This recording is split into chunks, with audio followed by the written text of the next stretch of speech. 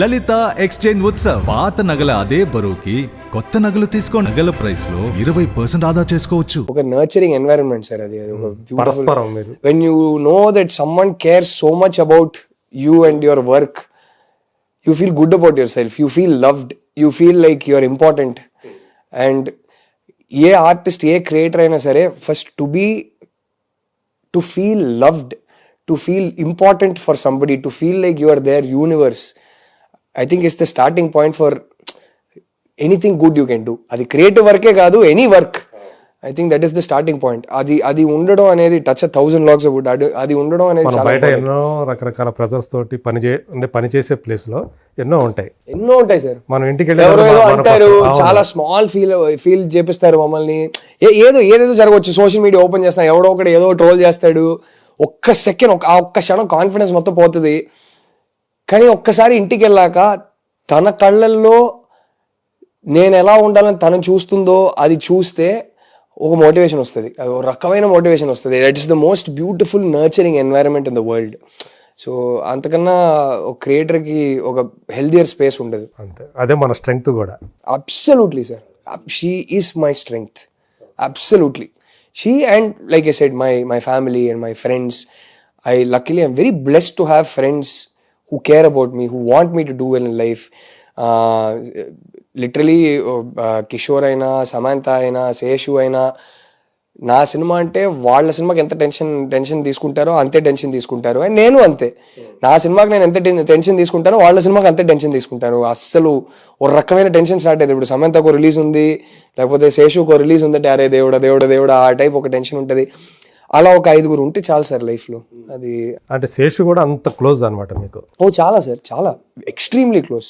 Okay, తను కూడా ఇండస్ట్రీకి వచ్చినప్పటి నుంచి అంటే నలుగురు గ్యాంగ్ సార్. ఏదైనా సరే ఇప్పుడు ఒక సినిమా తీయబోతున్నాం సరే ఫస్ట్ స్క్రిప్ట్ నరేషన్ ఇచ్చేది వీళ్ళకే, ఫస్ట్ ఫీడ్బ్యాక్ తీసుకునేది వీళ్ళకే, రేపు ఒక ఫస్ట్ కట్ రెడీ చేశానంటే చూపించేది వీళ్ళకే. సో అండ్ వాళ్ళు అంతే. ఇప్పుడు శేషు ఒక సినిమా ఫస్ట్ కట్ రెడీ చేశారంటే ఫస్ట్ నన్ను కిషోర్ని పిలిచి చూపిస్తాడు. లైక్ ఐ సెడ్, వీళ్ళే నా సపోర్ట్ సిస్టమ్. ఆ సపోర్ట్ సిస్టమ్ ఏ మనిషికైనా ఇంపార్టెంట్ సార్. అది ఉంటే చాలు. వీళ్ళు కొందరు ఉన్నారు కదా, అంతే. ఆ రకంగా చూసుకుంటే ఏం పర్వాలేదు అనమాట. రాహుల్ ఏ పనైనా చేయగలుగుతాడు, అంతే సార్. అది ఉంటే చాలు కదా సార్, అంతకుమించి ఏం కావాలి లైఫ్ లో.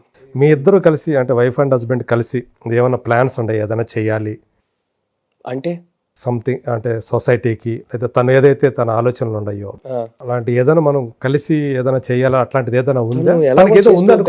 తను ఎలాగో చేస్తూ ఉంటది. నేను అప్పుడప్పుడు నాకు బ్యాండ్ విత్ ఉంది, నాకు టైం ఉందంటే నేనేం హెల్ప్ చేయవచ్చు చేస్తా, కానీ తను ఏదో ఒకటి చేస్తూ ఉంటది. తను ఏదో ఆర్గనైజేషన్ ఏదో ఉందనుకుంటా.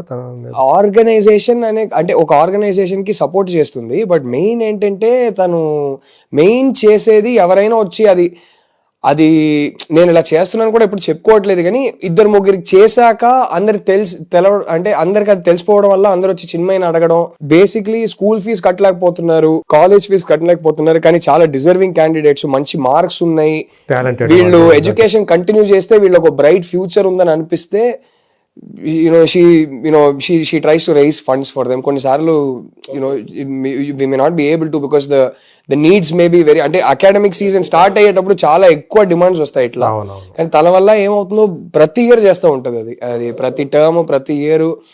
ఈ మధ్య కూడా నాకు ఎవరో ఒక DM పంపించారు. నేను ఇలా ఏదో ఒక యూనివర్సిటీలో పాస్ అయి బయటకు వచ్చానంట, లాస్ట్ ఇయర్ ఫీజు కట్టకపోతే చిన్మయినే ఫండ్స్ అరేంజ్ చేసి పంపించిందంట.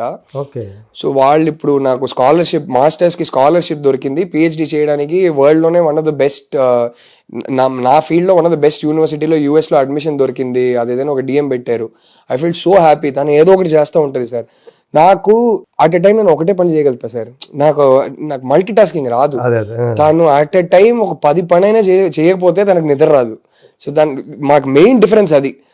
ఏదో ఒకటి చేస్తూ ఉంటుంది. సింగింగ్, డబ్బింగ్, తన సొంత బిజినెస్ ఉంది, ఈ సోషల్ యాక్టివిటీస్ ఇదంతా చేస్తూ ఉంటది. మ్యూజిక్.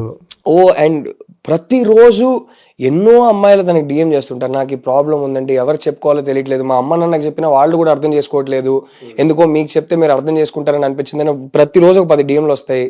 అందరికీ జవాబు ఇస్తుంది.